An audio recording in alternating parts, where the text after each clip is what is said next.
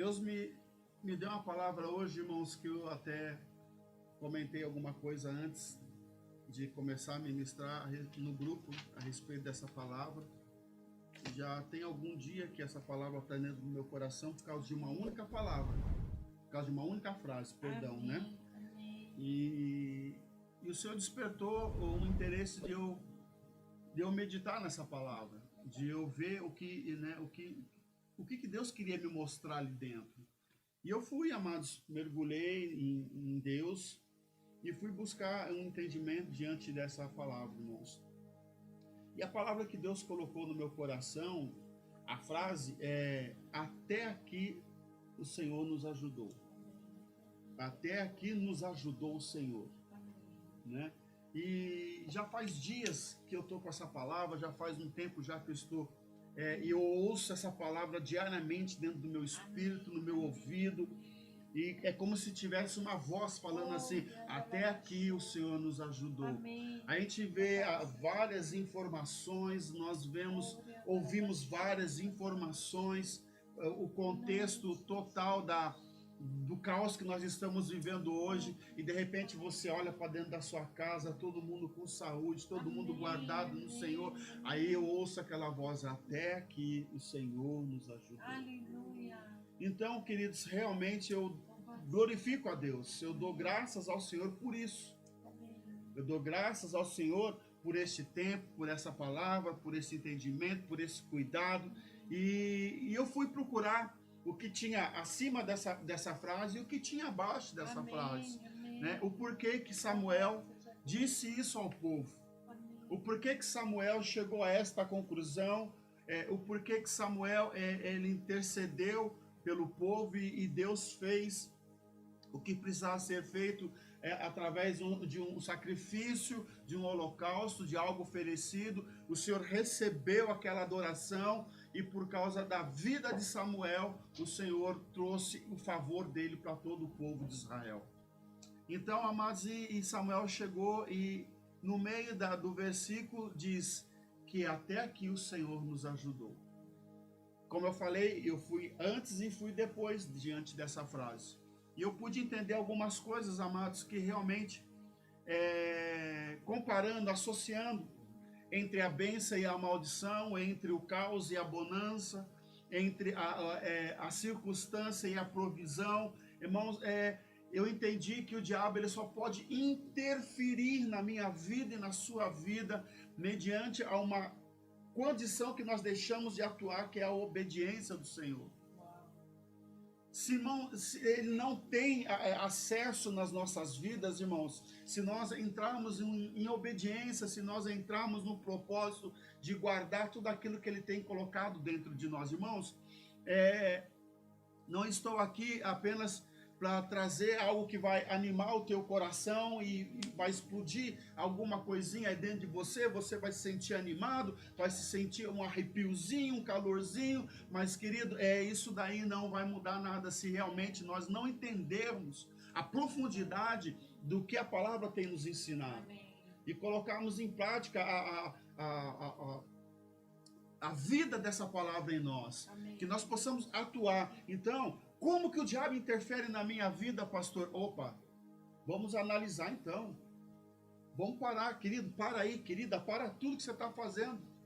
O que está acontecendo? Você está tomando contragolpe? Alguma coisa está não está saindo da forma que você está imaginando? O cenário está muito difícil. Então, para tudo.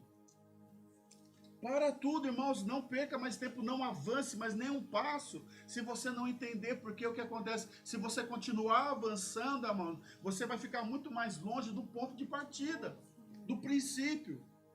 Então, as consequências vão ser muito, mas muito maiores. Então, para você retornar, vai levar mais tempo. Então, se você identificou que alguma coisa não está funcionando na sua vida, para agora, irmãos. Para agora, onde você está. E começa a não olhar para o externo, mas começa a olhar para dentro de você. Chega, irmãos, seja assim, vamos dizer assim, profético nessa área da sua vida. Chega na frente do espelho, olha para o espelho e fala assim: carinha, aonde você está errando que nós precisamos consertar isso? Uau. Né? Fala, mocinha, aonde você está errando, que nós precisamos resolver isso. Amém. Fala para você mesmo, porque eu quero ir muito mais longe do que eu estou hoje. Uau, Eu quero chegar em um lugar muito mais alto do que eu estou andando Amém. hoje. Em nome de Eu quero Jesus. viver níveis de fé muito mais poderosos do que eu estou vivendo Amém. atualmente. Em nome de Jesus. Pega o espelho e conversa com você, Em querido. nome de Jesus. Em nome Então, de Jesus. a legalidade do inferno ele só vem por uma condição, uma porta aberta, a porta da desobediência. A porta da desobediência, querido. Quando você abre a porta da desobediência, você desencadeia a condição do pecado, a condição da incredulidade, a condição da murmuração, a condição da idolatria. Você desencadeia vários princípios que nos leva a viver o ambiente de caos. Então, para agora, irmãos, para agora, se você não está achando que está de acordo com o que a palavra está falando para você, e você não está conseguindo viver aquilo que você está lendo, que você está meditando, que você não está conseguindo viver aquilo que você está cantando, adorando, perdão, que você está buscando, você não ouve a resposta da sua oração, você não ouve o efeito da sua adoração. Querido, então hoje eu te convido a parar, puxa um banco e senta. Puxa um banquinho e senta e fala, Senhor, e conversa com você, irmãos, aquilo que eu falei. Pega um espelho e conversa com você. Conversa com você. Põe o espelho na frente, encara, olha para você, porque é muito mais cômodo, queridos, nós externar toda essa situação e transferir a responsabilidade para uma outra pessoa, para um terceiro, para várias situações. Mas nós nunca paramos e começamos a analisar de nós, a partir de nós. Então, queridos, tá aí, essa é uma chave, é a partir de nós o contexto de consertar toda essa situação. Primeiro ponto é esse. Isso não é a palavra ainda, é apenas um caminho para você chegar no que nós vamos ler daqui a pouco, queridos. Primeiro ponto é esse, não terceirize os problemas, irmãos. Não terceirize as coisas que estão dando errado na sua vida. Porque aquilo que eu falei para você, o diabo ele só consegue interferir na minha vida a partir do momento que eu ando em desobediência. Eu abri uma porta. Aí ele atua. Que nem Adão. Abrimos uma porta, a desobediência é uma porta, irmãos. Eu tenho chegado à conclusão, não é uma afirmativa, é apenas um ponto de vista que eu tenho entendido em Deus, irmãos. Tudo está ligado à obediência. Tudo está ligado à obediência. Não adianta, irmãos, querer andar em fé se nós desobedecemos.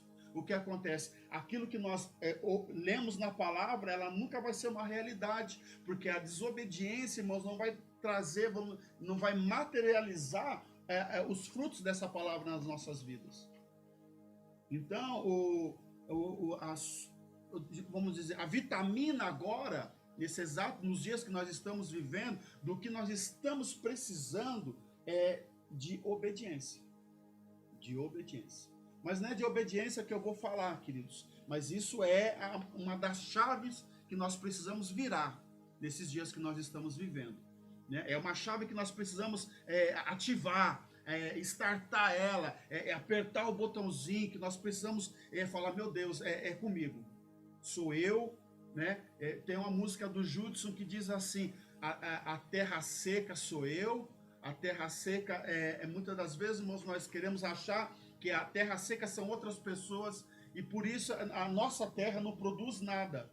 Não, queridos, uma terra que é seca, ela não produz mesmo. Irmãos, o que deixou a terra estéril? A desobediência de Adão, como a Tuca acabou de falar aqui. Mas, de repente, o que fez a terra voltar a produzir? A obediência de Cristo. Amém. Então, queridos, não tem muito o que descobrir, não tem muito o que pensar. Quer viver a bênção de Deus? Obedeça. Quer viver as promessas de Deus? Entre em obediência. Senhor, eu preciso aprender a obedecer. Irmãos, já é um princípio, já é um passo.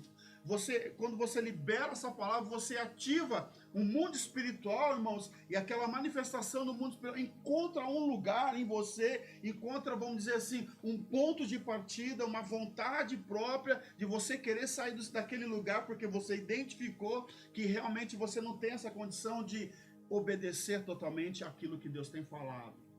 Então, aí Deus fala assim, não, ele deu um passo, então agora, a partir de agora, os outros passos são meus. Amém, queridos? Eu quero que você abra sua Bíblia aí em 1 Samuel 7.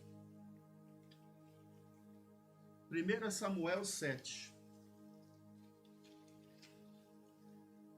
Amém? Então diz assim, amém. Então os homens de Kiriat Jearim, verso 1, a partir do primeiro também, amém, queridos? Perdão. Então os homens de Kiriat Jearim foram buscar a arca do Senhor. Eles a levaram até a casa de Abinadab, numa colina, e consagraram seu filho Eleazar para tomar conta da arca do Senhor.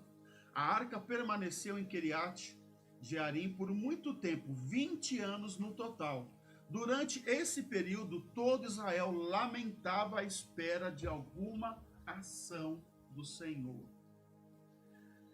Então Samuel, verso 3, então Samuel disse a todo o povo de Israel, se de fato vocês desejam de todo o coração voltar ao Senhor, livre-se de seus deuses estrangeiros e de suas imagens de Astarote. Voltem ao coração para o Senhor e obedeçam somente a Ele. Ele então os livrará das mãos dos filisteus. Assim os israelitas se desfizeram das suas imagens de Baal e de Astarote e serviram somente ao Senhor. Verso 5. Então Samuel lhes disse, reúnam todos o Israel em Mispa. E Mispa, irmãos, é como se fosse assim, da onde saía toda a lei. Por exemplo, assim seria nosso Distrito Federal aqui, Brasília. Então lá eles se reuniam e lá eles tomavam as decisões, reunia com todas as autoridades, e era uma cidade que estava no meio de tudo e tinha abraço para toda e alcançava com muito mais rápido, agilidade as outras cidades vizinhas. Então, por isso que ele fala, reúna todo em Mispa, reúna-se todas no centro. Nós vamos conversar um pouco lá, Samuel disse. Reúna todos o Israel em Mispa, e eu orarei ao Senhor por vocês. Eles se reuniram em Mispa e tiraram água do poço e a derramaram diante do Senhor. Também jejuaram o dia todo e confessaram que havia pecado contra o Senhor, que haviam pecado contra o Senhor. Foi em Mispa que Samuel se tornou juiz de Israel. Quando os governantes filisteus ouviram que os israelitas haviam se reunido em Mispa, mobilizaram seu exército e avançaram. Ao saber que os filisteus se aproximavam, os israelitas ficaram muito assustados. Não pare de clamar ao Senhor nosso Deus para que ele nos salve dos filisteus. Imploraram a Samuel. Eles chegaram para Samuel e falaram assim, Samuel, pelo amor de Deus, Samuel, não pare de orar por nós. Não pare de orar por nós nem um segundo, porque os filisteus estão vindo aí. Queridos, e os filisteus, irmãos, Deus usou os filisteus. Davi se escondeu na terra dos filisteus. Os filisteus, eles eram, vamos dizer assim, os diplomáticos de guerra na época, eram os caras que mais entendiam de guerra, eram os caras que mais entendiam de armamentos, de produzir carros de guerra, lanças, espadas. Irmãos, eles eram tecnicamente perfeitos nisso. Então todo mundo sabia que quando eles se levantavam para guerrear com determinada tribo, irmãos, sabia que ia ser um perereco, que os caras iam vir para detonar mesmo. Eles iam para ganhar ou perder, irmãos. Não tinha acordo com eles. Não tinha acordo. Então, os israelitas chegaram para Samuel e falaram assim, pelo amor de Deus, os filisteus estão vindo aí. Não deixe de orar por nós nem um minuto. Imploraram a Samuel, verso 9. Então Samuel escolheu um cordeiro que ainda mamava e ofereceu ao Senhor como holocausto. Suplicou ao Senhor em favor de Israel e o Senhor o atendeu. Enquanto Samuel oferecia o holocausto, os filisteus chegaram para atacar Israel. Naquele dia, porém, o Senhor falou do céu com uma voz poderosa de trovão, provocando pânico entre os filisteus, e eles foram derrotados diante dos israelitas. Os soldados de Israel, os perseguiram desde Mispa até o lugar abaixo de Bet-car, matando-os ao longo do caminho. Então Samuel pegou uma pedra grande e colocou entre as cidades de Mispa e Gesana. Deu à pedra o nome de Ebenezer, pois disse: até aqui nos ajudou o Senhor. Aleluia. Eu vou ler um pouquinho mais para baixo depois, mas eu quero trazer algo aqui para vocês, queridos, Louvado seja Deus. uma situação. Bom, eu quero primeiro falar da arca. Eu quero falar da arca do Senhor, falar da presença de Deus. Primeiro eu quero falar da presença de Deus. Irmãos, por que a arca caiu na mão dos filisteus? Vocês já pararam para pensar nisso? Por que a arca caiu na mão dos filisteus? Essa arca estava em poder, queridos, de Eli. Essa arca, o sacerdote Eli, com todo o governo local, eles estavam encarregados de guardar essa arca, de proteger a presença do Senhor. Só que o contexto dos filhos de Eli, Finéias e Hofni, é isso daí o nome deles, se não me falha a memória, o contexto de vida deles, irmãos, foi um contexto muito conturbado, muita desobediência, muito pecado, muita prostituição, muita mentira. Então, a Bíblia fala que a luz não tem comunhão com trevas. Então, foi naquele momento ali que Deus entregou a sorte do Israel aos filisteus. Tirou a mão, falou assim: a guerra é por conta de vocês. Porque eu não posso interceder por vocês por causa desse cenário obscuro que vocês estão vivendo, pela vida que vocês estão levando, né? Profana. Pode ser que lá Eli nunca foi um homem de Deus, amados, foi um grande profeta, foi um sacerdote tremendo, só que ele não teve o zelo de cuidar da sua própria casa, ele não teve o zelo de trazer correção para os filhos, de trazer a vida de Deus para a vida dos filhos, amados. Então, o contexto de desobediência, naquele exato momento, Deus tirou a mão e falou: cara, a guerra é com vocês que vão dar conta. E eles ficaram sabendo que o exército, queridos, dos filisteus vieram. Irmãos, resumindo esse contexto, essa pequena história, os dois filhos de Eli foram mortos pelos filisteus. De repente, um sai correndo para avisar Eli. Eli está sentado numa cadeira diante daquela situação. Olha só, queridos, olha só tudo que aconteceu por causa da desobediência. De repente, amados, aquele servo chega correndo e sabe o que Eli pergunta? Você acha, qual foi a pergunta que Eli perguntou? O que aconteceu com os meus filhos? Ou o que aconteceu com a arca? Eli perguntou: o que aconteceu com a arca? E aquele servo respondeu: está em poder dos filisteus, eles a levaram. Eli fala que ele já tinha mais de 90 anos, ele ficou tão desgostoso, o susto foi tão grande, irmãos, que ele se desequilibrou da cadeira que ele estava sentado, caiu para trás de lado, quebrou o pescoço e morreu. Então, de repente, morreu os dois filhos de Eli, agora morreu Eli, entende? A nora de Eli dá um filho que se chama Icabode, né? Está grávida e está grávida, acaba tendo filho ali. Acaba tendo um filho com o nome, pôs o nome de Icabode, né? E a glória se foi, né? E acabou isso. E a glória se foi. Então, a presença de Deus agora estava nas mãos. A arca estava nas mãos dos filisteus, dos inimigos do povo de Deus. Aí, queridos, os filisteus pegaram a arca e levaram para a cidade dele, que acho que é Asdod. Deixa eu ver aqui, irmãos. Asdod, isso, Asdod. E colocaram ela do lado da estátua de Dagon, né? Colocaram ela do lado da estátua de Dagon. No dia seguinte, na manhã seguinte, eles foram lá, a estátua estava caída, com o rosto em terra, como se fosse assim, debruçada na presença da arca. Aí os caras pegaram, foram lá, levantaram a estátua, colocaram a estátua de pé novamente. No dia seguinte, a estátua estava caída, debruçada na presença da arca. Então, só que nessa segunda vez, a estátua quebrou os braços, já estragou. Aí o que aconteceu, queridos? Aí Deus começou a ferir o povo, os filisteus, amados, com tumores.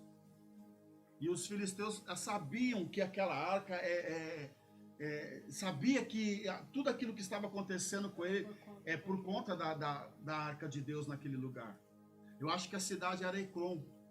Então, aí eles pegaram e falaram assim, aquela cidade se reuniu e falou assim, cara, é o seguinte, nós não podemos deixar essa arca aqui, olha só como é que tá todo mundo sendo acometido por tumores, isso e aquilo. Aí eles levaram essa arca para uma outra cidade, não vou me lembrar o nome agora, também que fazia parte das 5 cidades dos filisteus, e eles levaram, chegando lá, irmãos, naquele exato momento que chegou lá, aquele povo soube que a arca estava vindo para eles, eles já ficaram apavorados.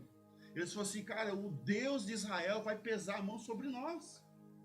Então, essa arca não vai poder ficar aqui. Irmãos, a arca entrou naquela cidade e pronto, toda aquela cidade também foi acometida de tumores. E eles se reuniram e falaram assim, gente, vamos pegar essa arca e devolver para o povo de Deus. Vamos pegar essa arca e devolver para o povo de Deus. Olha só, irmãos, Deus trabalhando em favor do seu povo. Porque o povo, irmãos, não teve coragem de se levantar e ir lá buscar a arca. O povo não teve coragem de se levantar um exército, levantar alguém, ir lá e retirar a arca do território do inimigo. Irmãos, eles não estavam preocupados com isso. Eles não queriam isso. A vida que eles estavam levando de idolatria a outros deuses, irmãos, estava boa para eles. Estava boa para eles. Então, só que Deus, ele começou a se mover. Manifestou em Ecrom, se manifestou na outra cidade, que eu não me lembro o nome, queridos. Qual? Bet-Semes, acho que é a cidade do povo de Deus já. Que as vacas. Isso, já é a cidade do povo de Deus, já é Israel aí. Entende? Então, aí chegou lá, os caras pegou e falou assim, o que nós podemos fazer para que a mão de Deus não pese mais sobre nós? Aí reuniram os adivinhas, reuniram lá os sacerdotes e falou, cara, é o seguinte, pega 2 vacas que acabou de parir, né? Pega essas 2 vacas, faz uma carroça, põe a arca em cima, derrete o ouro aí, façam ratos de ouro, né? E também a imagem de tumores, tudo de ouro, põe dentro dessa carroça aí e manda embora para o nome da cidade, Bet-Semes. E falou assim, é o seguinte, e ninguém guia as vacas. Ninguém guia. Se a vaca for para a direita, entenda, se a vaca for para a direita, a gente vai saber que isso está se acometendo por acaso. Agora, se a vaca sozinha for em direção a Bet-Semes, a gente vai saber o que está nos acontecendo, é Deus pesando a mão em nós. Queridos, e soltaram as vacas com as imagens de ouro, como se fosse uma oferta, para que tirasse a culpa deles. Então, eles ofertaram para que a culpa deles fosse anulada. Queridos, e eles soltaram as vacas, e as vacas foram no caminho de Bet-Semes. Então eles falaram, opa, era Deus que estava pesando a mão na gente. Então, até aí não teve a intervenção do povo de Deus. Foi o próprio Deus caminhando a favor do seu próprio povo. Foi o próprio Deus se levantando, cara, aqui não é o meu lugar, eu preciso chegar no meio do meu povo, eu preciso estar com o meu povo, e ele foi se movimentando. Porque senão, amados, o povo ia largar lá, ia estar até o dia de hoje lá na terra dos filisteus. Porque chegando em Bet-Semes, ela chegou num campo de um senhor chamado Josué. E a Bíblia fala que eles começaram a pegar todo aquele ouro, tinha quantidade de ratos, irmãos, acho que era 5 ratos, que representavam as 5 cidades fortes dos filisteus. A quantidade de tumores eu não vou saber falar para vocês, que eu não me lembro agora, mas eu sei que tinha bastante também. Então, aí eles pegaram, quebraram toda aquela carroça, pegaram aquelas 2 vacas, irmãos, e ofereceram um sacrifício ao Senhor e adoraram o Senhor ali, porque a presença de Deus chegou naquele lugar. Só que ela chegou. Amém? Chegou. Só que era tanta idolatria naquele lugar, irmãos. Era tanta idolatria naquele lugar que a hora que a arca chegou, ao invés das pessoas se alegrar com a presença de Deus, não, despertou curiosidade. O que tem dentro da arca? Foram lá e abriu. Na hora que ele abriu, 70 homens foram na mesma hora consumidos pela mão de Deus. 70 homens foram consumidos pela mão de Deus. Aí, olha só, irmãos, o próprio povo de Deus disse assim, cara, não dá para ficar aqui. A presença, olha, irmãos, o povo de Deus, não dá para ficar aqui. Esse Deus é muito santo. O que eles quiseram dizer com isso? E a vida promíscua que nós estamos levando aqui não vai dar certo, nós vamos morrer. Nós vamos morrer. Ao invés deles se purificarem. Isso, ao invés deles tentar mudar de vida, não, queridos, eles preferiram mandar Deus embora. Ao invés de ele se transformar, glória a Deus, a presença de Deus está aqui, todo esse cenário vai mudar, a prosperidade, a graça, o amor, a vida, tá, irmão, vai reinar nesse lugar. Não, eles não foram capazes, queridos, de entender isso, porque abrir mão do pecado foi muito mais difícil para eles do que aceitar a presença de Deus. Irmãos, era muito simples, era eles colocar a arca para dentro, adorar e entrar num ritmo de vida que Deus queria para eles. Estava resolvido o problema deles, amado. Estava resolvido o meu problema, o seu problema, irmãos.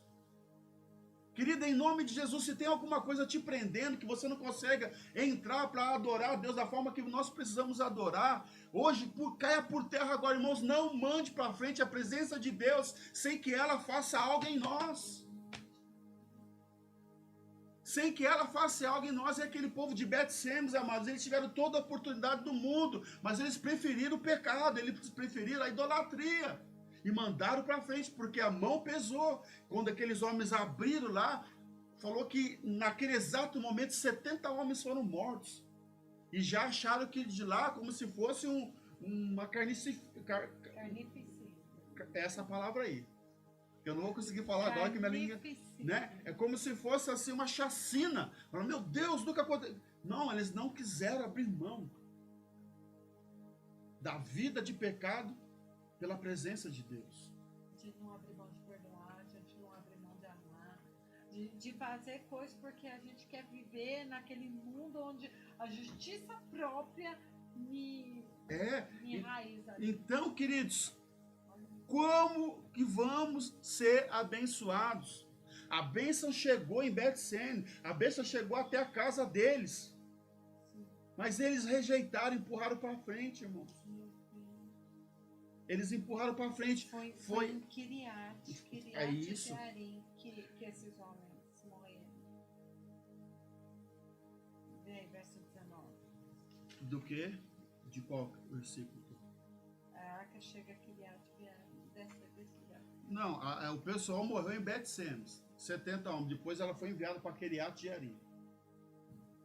Entende? Aí mandaram a arca para Kiriat Jearim.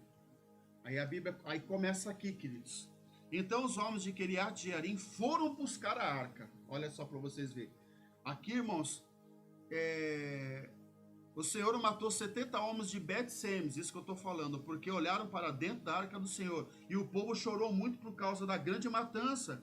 Quem pode estar presente na presença do Senhor? Este Deus Santo clamaram para que mandemos a arca daqui. Irmãos, olha só que interessante. Eles clamaram ainda, eles oraram para mandar embora a presença de Deus. Misericórdia, meu. Misericórdia. Aí, queridos, tudo bem. Os homens de Kiriat Jearim foram buscar a arca. E chegando lá, irmãos, a Bíblia coloca aqui. Chegou na casa de Abinadab, numa colina, e consagraram seu filho Eliezer para tomar conta da arca. Primeiro ponto, queridos, a presença de Deus chegou aqui na minha casa. Amém. A presença de Deus chegou aí na sua casa. Amém. Em nome de Jesus. Beleza, irmãos? Então, a presença de Deus está aqui. Chegou aonde precisava chegar. Ela se levantou, ela saiu da terra dos filisteus, saiu novamente da terra dos filisteus, entrou na terra do povo de Deus, foi rejeitada, chegou na minha casa e chegou na sua casa. A presença de Deus está aqui na minha casa, queridos. A presença de Deus está na tua casa. Então, agora, eles levantaram um homem, entregaram na casa de Abinadab, entregaram na casa do Marco, entregaram na casa do Jefferson, entregaram na casa da Sônia, entregaram na casa da Ivani, do Kleber, dos irmãos que estão nos assistindo aí agora. A arca chegou na sua casa, querido. Agora precisa se levantar uma pessoa para tomar conta da presença de Deus. E eles elegeram Eleazar. Então, a Bíblia fala aqui que Eleazar foi levantado, consagraram o seu filho Eleazar para tomar conta da arca do Senhor. E a arca permaneceu em Kiriat Jearim por muito tempo, 20 anos no total. Amados, um lugar que por 20 anos, se vocês continuarem lendo aí, vocês vão entender. Por 20 anos, eles lamentavam a espera de uma ação, de um favor de Deus. Então significa, Tuca, que aquele lugar não estava muito bom. Não estava muito bom aquele lugar. Tinha algo ali também que diz que ia dar problema se eles não percebessem muito rápido. Tinha algo ali, queridos, que a mão de Deus ia pesar naquele lugar também se eles não tomassem uma atitude. Tinha algo ali, falava-se de uma adoração, dos altares para falsos deuses, falava de uma idolatria, falava, irmãos, eles cuidavam de adoração a Baal, eles cuidavam da Astarote, que era a deusa da fertilidade, eles cuidavam, irmãos, de vários conceitos que traz condição para o mundo natural, que eles pudessem ter, vamos dizer assim, recursos de um mundo natural.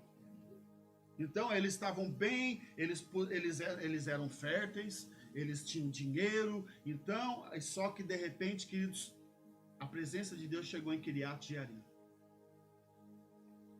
E ouvindo-se falar que Bet-Semes, irmãos, sofreu o que sofreu por causa de um pecado, de uma desobediência, eles entraram em um lugar, irmãos, que há 20 anos eles estavam orando pelo favor de Deus. Há 20 anos orando pelo favor de Deus. Não esqueça esse tempo.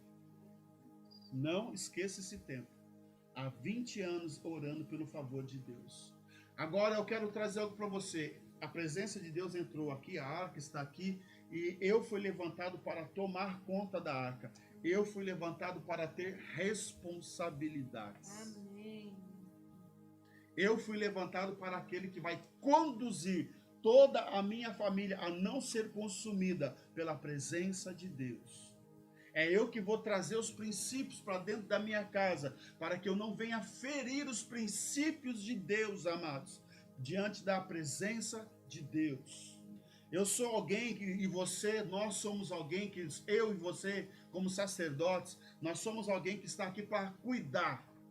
Aquele que tem zelo, aquele que tem responsabilidade. Queridos, já estão 20 anos clamando pelo favor. Só que agora a oportunidade chegou, queridos. Então, Tuca, em nome de Jesus, alguma coisa precisa mudar. Porque eu vou querer viver o milagre de Deus. Amém. Eu vou querer viver viver a totalidade do poder dessa presença. Amém. E eu vou querer, queridos, em nome de Jesus. Em nome de Jesus. Vamos viver em nome de Jesus. Queridos,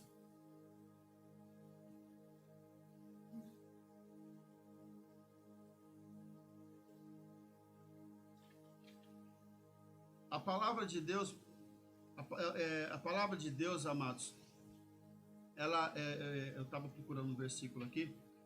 A arca permaneceu, a arca chegou, 20 anos, o povo pelejando, o povo sofrendo, o povo não sabendo o que fazer.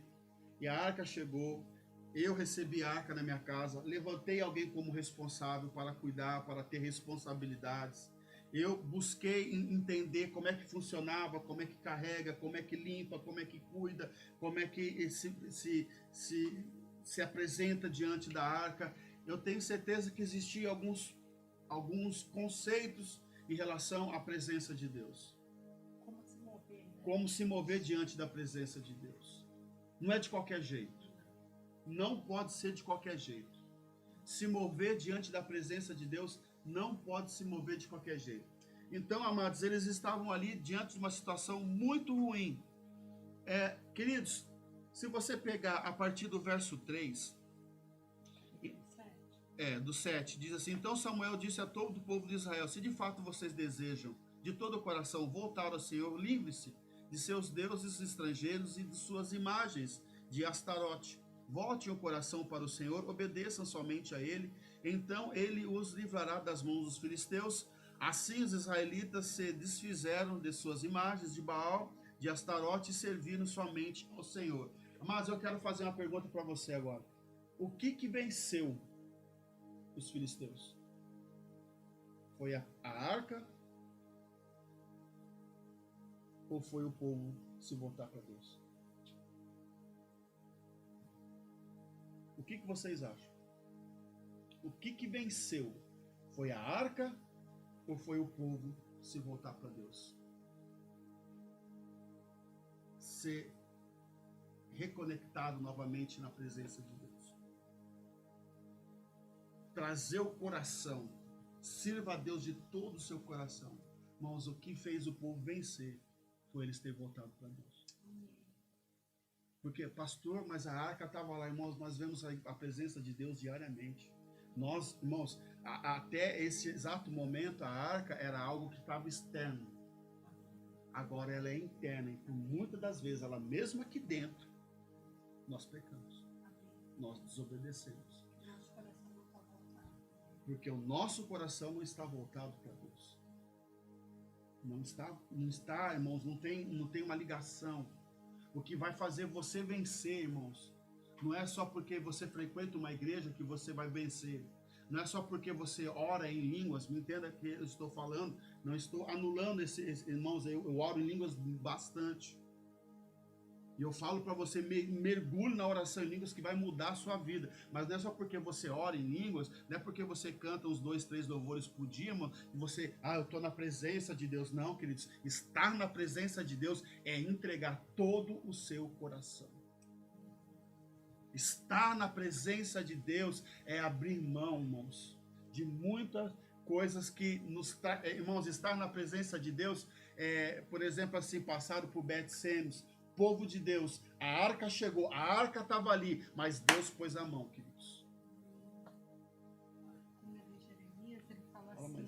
Quando ele Jeremias 17, tem um versículo que ele fala: Eu sou o Senhor, examino o coração e provo os pensamentos. Então, se você... não vale, né? Você tá só lá de corpo, mas aqui dentro tá longe. Então, Deus, o profeta disse para ele assim, ó: se de fato vocês desejam de todo o coração voltar ao Senhor, livre-se desses seus deuses estrangeiros e das imagens de Astarote.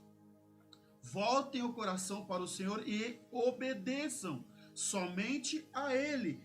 Então Ele os livrará das mãos dos filisteus. Assim os israelitas se desfizeram das suas imagens de Baal e de Astarote e serviram somente a Deus. Aí está o princípio da vitória. Quando o seu coração volta, queridos, para a presença, não somente para a presença, amém, irmãos, mas que você venha a ter a conduta da presença, que você venha a ter a vida da presença, que você venha a produzir os efeitos da presença. Então, que você venha a ser que quando Deus te pedir alguma coisa, como foi falado aqui, obedeça. Então, a obediência é um fruto da presença. Amém.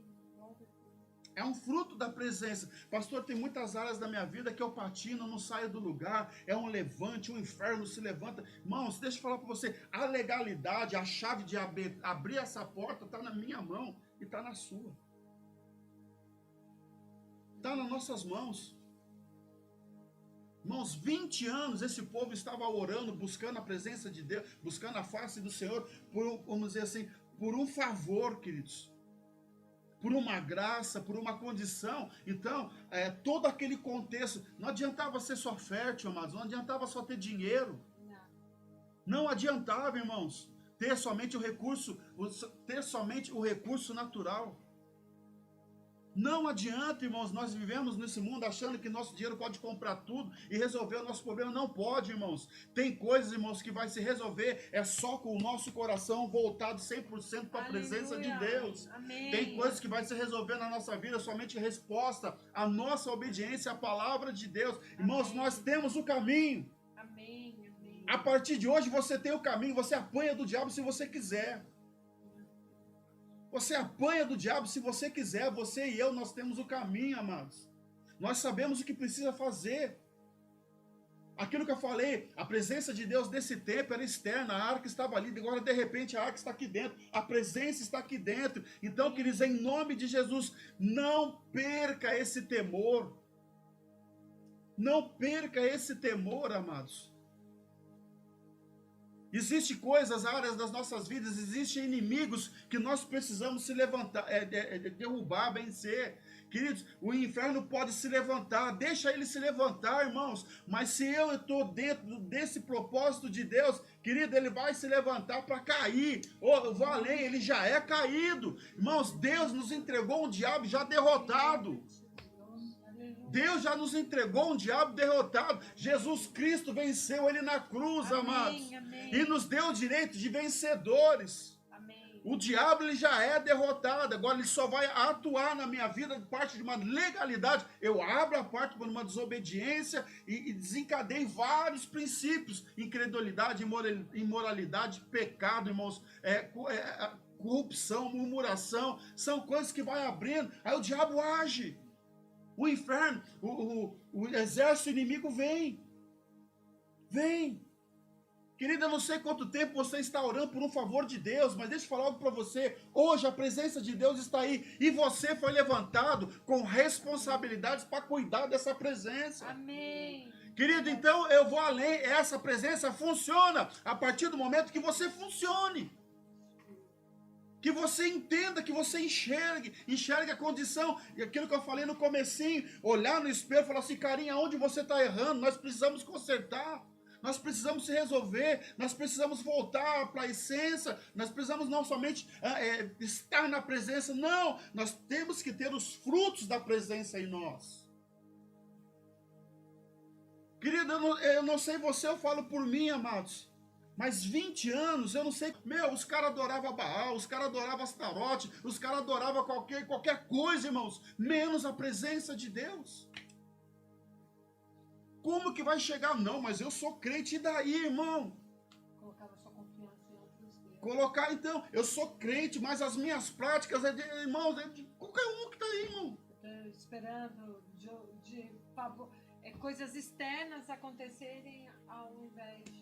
É isso mesmo, nós estamos querendo uma coisa natural que aconteça, nós estamos esperando... Querer muito mais nisso. Nós estamos esperando acontecer alguma coisa, e de olho na televisão, vai acontecer alguma coisa, mas a nossa condição de crer, irmãos, não está aqui na palavra de Deus, não está diante daquilo que a presença de Deus promove para nós, mas nós estamos esperando um comunicado, nós estamos esperando alguém falar alguma coisa, nós estamos esperando alguém aumentar o salário mínimo, nós estamos esperando alguma coisa do mundo natural.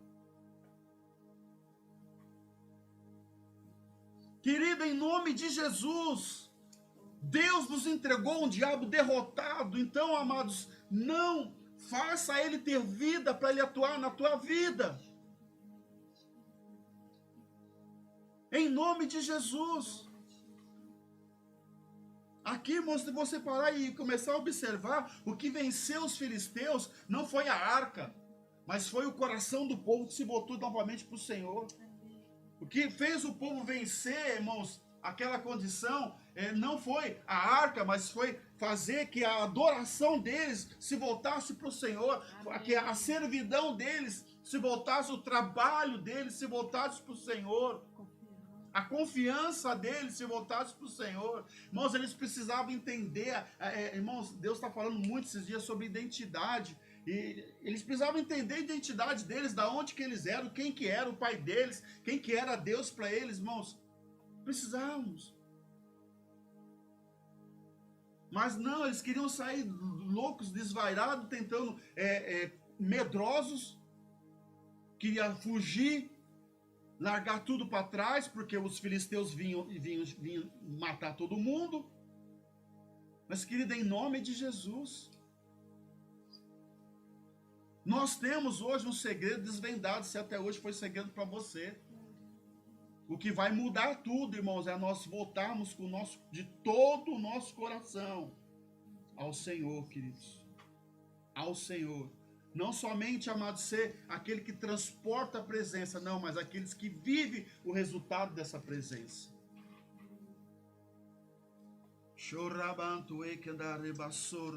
Então, se você pegar do 3 até o 11, amados, até o 10, mais ou menos, fala dessa condição de Deus, irmãos. E a Bíblia fala que, aqui, só falar para vocês, no 11, eles foram lá e imploraram para Samuel: Samuel, não deixe de orar por nós. Só que tem um porém, queridos, de repente, o conceito de mudar, a realidade da mudança do coração deles, irmãos, trouxe, eles deram, vamos dizer assim, eles deram crédito para a operação de Deus, eles deram lugar, eles deram, vamos dizer assim, a oportunidade de Deus manifestar o seu favor a respeito deles. Eles voltaram de todo o coração, eles prometeram, eles fizeram uma aliança ali. Então Samuel disse no 5, queridos: reúna todos em Mispa e eu orarei ao Senhor por vocês. E eles se reuniram em Mispa e tiraram água do poço e derramaram diante do Senhor. Eles começaram ali com propósitos, eles já começaram a entender a adoração, eles já começaram a entender os princípios. Porque, irmãos, até dia de Samuel, no tempo de Eli, eles iam de andar de uma outra forma, eles não iam somente tirar a água do poço e derramar, eles iam fazer mais coisas, irmãos. Cada sacerdote tinha o seu jeito de trabalhar, e cada sacerdote tinha a sua linhagem, né? Então, suas diretrizes. Então, essa foi a diretriz que Samuel deu para eles. Também jejuaram o dia todo e confessaram que havia um pecado contra o Senhor. Foi em Mispa que Samuel se tornou juiz. Então eles reconheceram a fraqueza deles, eles reconheceram que eles pecaram, eles reconheceram que somente Deus ia poder mudar aquela situação. A partir daí do reconhecimento, Deus pôde trabalhar em favor dele. A Bíblia fala que eles chegaram e falaram para Samuel: cara, não pare de orar, não pare de orar, não pare de orar. Que eles estavam dizendo: cara, somente Deus que vai resolver, somente Deus, você é um homem de Deus, faça alguma coisa. Samuel foi lá, fez um sacrifício, Deus honrou, amados. Então, se você pegar do 3 até o 9, o 10, irmãos, fala que o coração deles, quando o coração mudou, aquele cenário de 20 anos intercedendo por um favor, mudou, queridos. E deixa vir os filisteus agora. E deixa vir os filisteus. O pau vai quebrar, mas deixa os caras vir. Porque agora a convicção deles não estava mais em Baal. A convicção deles não estava mais no dinheiro. Amém. A condição deles não estava mais na masculinidade de ser macho, na fertilidade. Não. A condição deles não estava de ser um cara inteligente, no intelecto. Não estava, irmãos. A condição dele não estava mais de ser no natural. Então deixa vir os filisteus, não tem problema, deixa os caras vir. Deixa os caras vir. E a Bíblia fala aqui, queridos, no 10, enquanto Samuel oferecia o holocausto, os filisteus chegaram para atacar Israel. Naquele dia, porém, o Senhor falou do céu com voz poderosa de trovão, provocando pânico. Tuca, abre para mim Êxodo. Isso. Essa era uma tática que Deus tinha, irmãos, provocar pânico nos inimigos. Êxodo 14. Olha só que interessante. Olha, que Deus bradou com a voz poderosa, provocando pânico entre os filisteus. Lê para mim, 14, 24. Na vigília da manhã, o Senhor, na coluna de fogo e de nuvem, viu o acampamento dos egípcios e alvoroçou o acampamento dos egípcios. Emperrou-lhes É isso mesmo? Isso.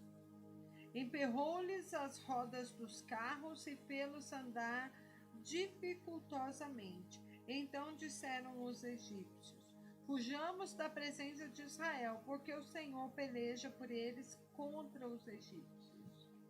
Por que que as rodas saíram dos carros, irmãos? Porque eles começaram a manusear os carros de uma forma errada. Então, na minha versão, fala que Deus causou pânico entre os egípcios.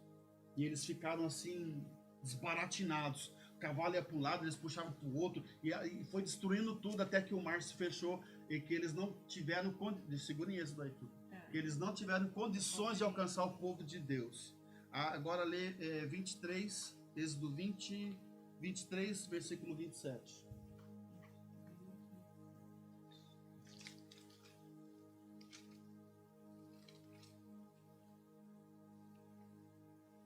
Enviarei o meu terror diante de ti, confundindo a todo o povo onde entrares.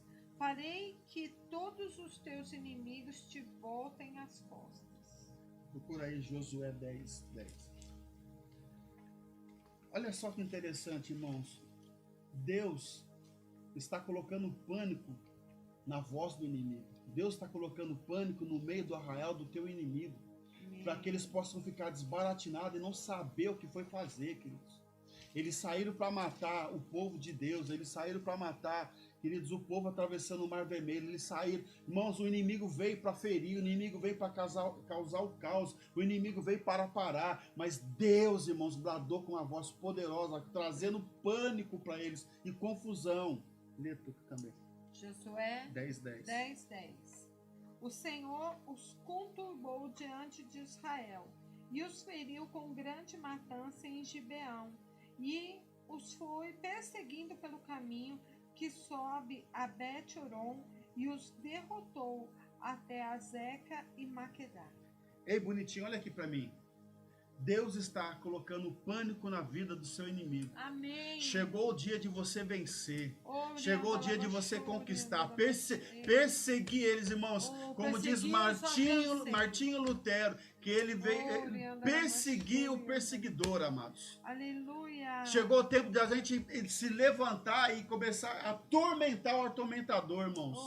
Querido, nós chegou o tempo porque a voz de Deus já trouxe caos para a vida deles. A voz de Deus, Jesus na cruz já venceu tudo, amados. Todos os teus inimigos são derrotados, queridos. Então chegou o tempo de você agora se levantar e começar a perseguir, começar a destruí-los, em nome de Jesus. Pastor, mas quais são os meus inimigos? Pode ser que estão tudo aqui, ó. Estão tudo aqui. Os inimigos que precisam ser vencidos estão aqui, amados. A maioria deles. A maioria está aqui. O medo, a incredulidade, a indecisão, a falta de fé, irmãos, o pecado, a arrogância, o ego. Está tudo aqui, irmãos. Esses são os maiores inimigos que precisamos persegui-los e feri-los até a morte. Até a morte. Deus já colocou pânico neles, amado. Deus já trouxe situações que eles vão deixar todos eles confusos. Então, queridos, persegue-os agora, mate eles agora, deixa vir os filisteus, derrota eles em nome de Jesus. Amém. Posso ler? Pode ler. Salmo 18, 37 diz assim: persegui os meus inimigos e os alcancei, e só voltei depois de haver dado cabo deles. Persegui os meus inimigos e os alcancei. Isso. E ele só voltou depois que todos estavam mortos. Olha só. Esmaguei-os a tal ponto que não puderam levantar-se. Caíram sob os meus pés. Pois de força me cingiste para o combate, e me submetestes os que se levantaram contra mim. Amém. Olha aí, queridos. Amém. Olha aí, pastor, e como é que eu faço tudo isso? Irmãos, obediência. Amém. Volte o teu coração para o Senhor. Irmãos, chega de sofrer, chega de ficar patinando, Amém. chega Amém. de ficar orando e as coisas não acontecer. Amém. Esse povo ficou mais de 20 anos, irmãos. A presença de Deus chega. Irmãos, a presença de Deus passou por Bet-Semes. Irmãos, eles não preferiram a presença de Deus, eles não preferiram mudar de vida, eles preferiram ficar com a falsa adoração. Queridos, então hoje nós estamos em um lugar diante de Deus que pode ser que muitos de nós vamos preferir ficar com a falsa adoração. Vem sobre nós, Senhor. Como assim, pastor? Se você não decidir voltar todo o teu coração para o Senhor, se você não decidir abrir mão, queridos, da falsa adoração, da idolatria a falsos deuses, amados, nós vamos preferir Da vida de aparência, né? Viver uma vida de aparência, aparentando que é uma coisa e é outra. Deus, vem nós sobre vamos nós. preferir mandar embora a presença de Deus. Oh, Senhor, Deus. Querida, em nome de Jesus, Em nome de eu quero fechar essa palavra aqui agora com uma condição, irmão. Tá todo mundo esperando isso. Até aqui o Senhor nos ajudou. Aleluia. Tá todo mundo esperando essa colocação. Tá todo mundo esperando, irmãos, levantar um profeta, levantar um grande homem de Deus, fazer um grande sacrifício. Mas, querido, deixa eu falar para você, esse é 1%, porque os 99% é seu, é meu. A condição de mudar esse cenário é nossa. É nossa. Aquilo que eu falei, eu volto a falar, Deus nos entregou um diabo morto, um diabo derrotado. Então, queridos, eu quero trazer para você agora que você seja convicto na decisão que você vai tomar hoje. Que você seja certo. Ou você manda embora a presença de Deus, ou você volta todo o teu coração para Ele, querido. Amém. Essa é a decisão que nós precisamos tomar. Ou você manda embora todo o vício, todo o pecado, a prostituição, engano, manda embora tudo na condição almática e se volta todo o teu coração para Deus. Irmãos, porque a presença agora não é mais externa, é interna. Verdade, Deus. Está aqui, ó. Tenho falado já há alguns dias que o reino de Deus está dentro de nós. Amém, amém. Oh, Espírito Santo, Tá aqui. vem sobre nós. Está aqui, só irmãos que a gente está esperando essa frase. Até aqui nos ajudou o Senhor. Ó, nós de novo, ó. De braço cruzado, meu Deus. Porque nós queremos ouvir, o Senhor é meu pastor e de nada tenho falta. Tudo posso naquele que me fortalece. Ou você, querido, decide mandar embora a presença de Deus, ou você decide voltar todo o teu coração ao Senhor. Tem um exército inimigo vindo contra as nossas vidas, irmãos. Mas deixa eu falar para você, eles já vêm derrotados. Agora eles vão ter legalidade se ele chegar e encontrar em nós esse lugar. Eles vão ter a oportunidade de nos ferir se eles chegar e encontrar em nós uma falsa adoração, se eles encontrar em nós falsos altares, se eles encontrar em nós, amados, a manifestação da nossa carne, a movimentação no mundo natural apenas, onde eu estou somente ligado a um dinheiro, a recursos naturais, eu estou somente ligado à posição social, o que nós imaginamos que é de benfeitoria nesse mundo secular, amados. Essa é a decisão que nós precisamos tomar hoje. Que aí, a partir dessa decisão, essa palavra vai poder influenciar a nossa vida e mudar a nossa vida. Até aqui nos ajudou o Senhor. Amém. Louvado seja.